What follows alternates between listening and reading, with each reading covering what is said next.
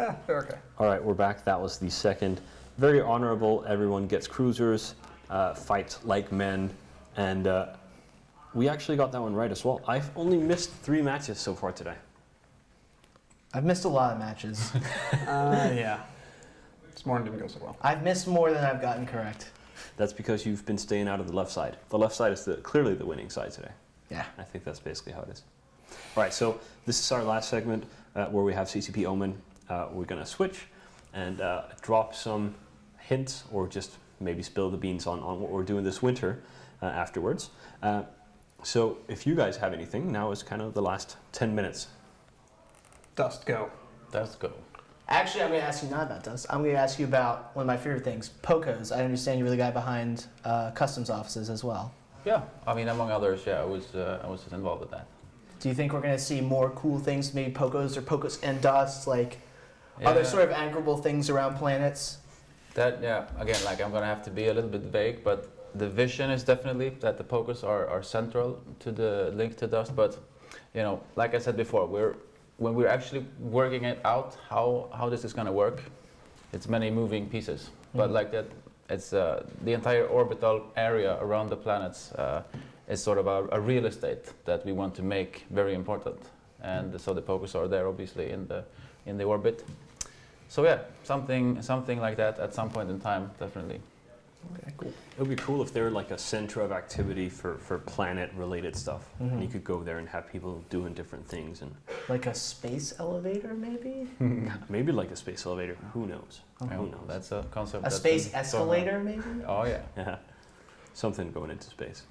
Space. I'm looking forward to playing a little more Dust, but I just want to share the story with you. I know you mentioned that you told everyone how big of a nerd I am. I used to be like a serious hardcore FPS gamer back when I was winning the Cyber Athlete Amateur League, which I love to tell people. Right. There is such a thing as a cyber athlete. Cyber But what athlete amateur. Yeah, right. What makes Dust so hard for me to play is using the controller. Yeah. Like, I so wish that it was a PC game and I could use a keyboard and mouse, to the point where I went out and spent $50 on one of those third-party USB keyboard and mouse adapters just so I could play Dust. So you are Just actually for- using a keyboard and mouse for Dust right now? I am actually, Alright, because I can't do the So- stick thing at all. I remember I tried to play with the stick day one. I was trying to snipe a guy, and I went through like 3 reloads of my gun, and I couldn't hit him once. I was like, damn it. See, I actually love the feeling, you may have seen earlier, love the Yeah, feeling you with just, joystick in my just hands. like a stick in your hands. Yeah. Yeah. All right. So you're playing the real deal, and you're doing the keyboard mouse stuff. I'm doing the Also man's known work. as the real deal. All right. Yeah. Yeah. I hear that You're he playing might, with he toys. might have wasted that $50, that there might be a Yeah. keyboard and mouse for I think it Dust. was announced at FanFest or Yeah. something. We Yeah, definitely- I think I can safely say that we are gonna support that at some point in time. It was worth $50 for my aggravation to Yeah. not have to use the stick. Did it improve your KD ratio dramatically? Absolutely. Actually, before this last patch, when they wiped all our characters, I was doing something like 20 kills per death Really? with a heavy guy. Yeah, I was Right. doing pretty good. Michael Bolton, That's is okay. your KD ratio that impressive? Well, I don't use broken things like previously the heavy guy. Oh, But it's been fixed. I do. His KD ratio will swiftly drop as balance enters the game. I can't talk specifically about the balance Yeah. right now because obviously there's Mhm. NDAs, as for all beta players, but it's getting much better than it was. Every patch drastically improves. And I imagine, like, I can't wait until Dust starts being slowly merged together Yeah. Neither can we. with Eve. Dust is already generating revenue, right? You guys are selling the Merc pack now? People are buying a lot of those, I hear, off at I- a distance. I think from way over. And of course, anything you buy, you will get again on day one, so you That- actually get it twice, which is kind of cool. I didn't read that Yeah. disclaimer until somebody told me about it here, so Yeah. I'm actually going to go buy a Merc pack as soon as I get home. That's awesome.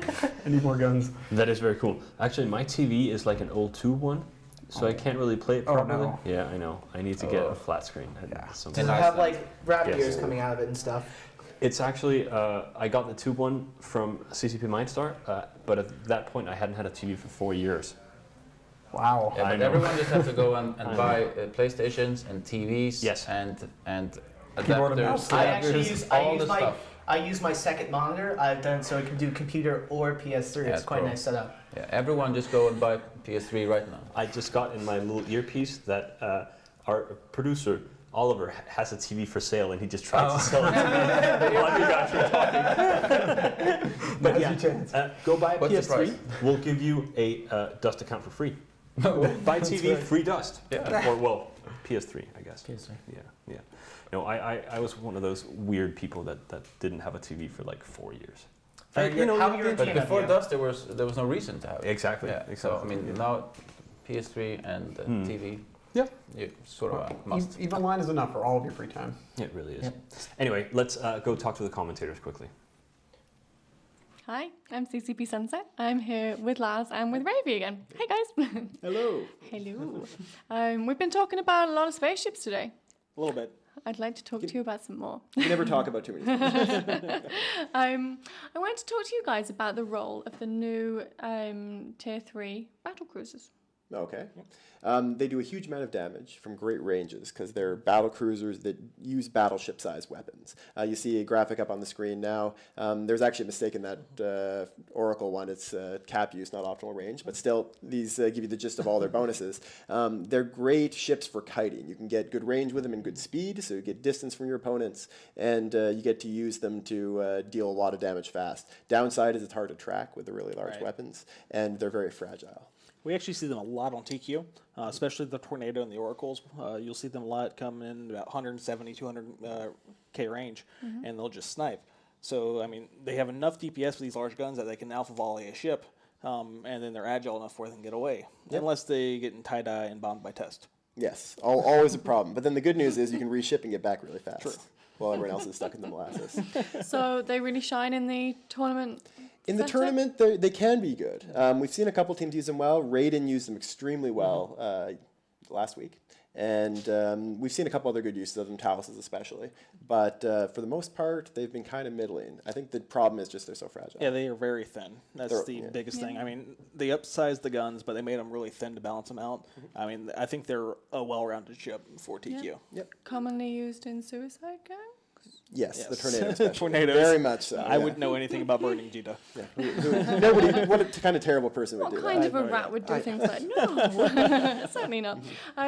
So, have either of you flown in the tournament yourselves? Yes, I have. How nerve-wracking is that? Incredibly. Way more nerve-wracking than being a commentator. Really? Like, this can be kind of nerve-wracking sometimes in front of But a you bunch can- of people. yeah. But, yeah, nothing compared to being in a tournament match, especially with a team that's really trying to win and feels like they can. It's a lot of pressure. The great thing is this year, because of CCP Veritas' new tools, you cannot move before the match. It just doesn't let you. In the past, you got penalized for it. So if you double-clicked in space by accident, you'd get healed down and your whole team would be angry at you. And it was the most, like, you'd get into the arena and just, like, move away from your desk and stand on the other side of the room and huddle in Yeah, the corner. well, I was going to say you could just not double-click your mouse. Yeah, but you're just so afraid you'll breathe on it fighting it. Well, okay. Well, Shrieks does like penalizing people. He does, but he can't do it for that in this tournament. Yeah, but I've helped theorycraft a few teams. I haven't actually participated in any of the tournament matches myself, but it's fun talking to the pilots, all the teams I help out, and they're talking about like they get into the match and they have a few minutes they have to wait for the studio to do their thing before the match starts, and they're all talking about how their hands are shaking and how they're just like adrenaline's pumping, and that's really one of the draws to EVE. Is if you, especially on regular PvP and TQ, is if you lose your ship, it's gone. It's not respawn in a graveyard, run to your corpse and pick it up. It's gone. For veterans that don't get the shakes from other PvP, if you want to make sure, guarantee you're going to get the shakes, a tournament match will do that 100% of the time. Or get your very first super capital and get tackled. Yeah, that would do it too. So if you were putting together a tournament team, what would you think would be like a really awesome setup? Like a really brave, dazzling, new, exciting setup? That's a new, exciting setup. I'm not sure about new, but I'm a giant fan of Sleipnirs. I know they've been really popular, but since they're really popular because of me, I feel like I can say that Excuse safely. me, Ravi, it's Slapnir. Oh, sorry. Sorry. But they're my favorite tournament ship, and so I've always been a huge fan of those. Going back to a couple of years back when me and Cranehawk created the Minotaur Rush setup that everyone copied for the next 2 years. I really, if I had enough money to pay for this amount of ships, but I would really like to see a 4 times Adrestia team. So much that I'm trying to find someone to sell me an Adrestia on TQ so I can go lose it on stream or something. Wow. I will watch that. I will watch all. Was that a little bit of a shout out? Yeah, I mean, if someone wants to sell me or give me an Adrestia, I will Don't lose it. give me. I will lose it publicly. You're not having mine. You can't have it. Come on, it's 4 good calls. It is, but no. It would be highly entertaining. It would. I for one, would very much like to see that. I'm sure everyone would. Well, for now, I think we'll hand back to CCP Soundwave in the studio, but we'll be back in the commentary booth later with more of your questions. So, back to Soundwave. Keep boasting. Thank you very much, guys. Ravi's saying that he's flown in the tournament, and he's been a commentator for 2 years now. 2 years where PL has not won the tournament. Coincidence? I think not. No. That's where the drop-off comes. All right. He when he says he flew in the tournament, what he means is he flew all of the ships for the PL team in the tournament. Each of his fingers actually has a USB port at the end of it, and he just sort of like plugs in and then controls all the ships with one finger each. It's in the back of the skull, plugged into the matrix. All right. Well, he is a bit of a robot. Have you seen the movie Ghost in the Shell, where their Yes. fingers explode into like the mini fingers? That's exactly what he does. You're such a nerd. It's an excellent movie, and everyone should see it. All right, so we have the last match of group, what are they called? They're called Group F. It's Darkside versus Raiden. Does that F stand for something? Fabulous. Group Fabulous. So this is Raiden versus Darkside. They're both qualified. I've gone from not knowing Raiden existed to thinking they might actually win the tournament. Wow, that's quite a turnaround. They're really good. They've been really, really good. So we see them here. They are in Group F. Darkside Raiden, 2 wins each. Doesn't really matter what happens now. Evoke and Brick Squad have been eliminated. And then we move into Group G and H. 2 groups that are essentially wide open. Yeah, this will be the last meaningless match that we Yes. have of the day, and all the other matches today are going to be so good. I can't Yes. wait to get past this one. Dust. Dust. You have a few more minutes. Omen's time. Do you play a lot of Dust? No, I wouldn't say a lot. I play at Dust. I don't have a PlayStation, so I have to take my own advice and go and buy a TV, although I have a TV, and a PlayStation. I like to pretend when I'm killing people that they're all Dust devs.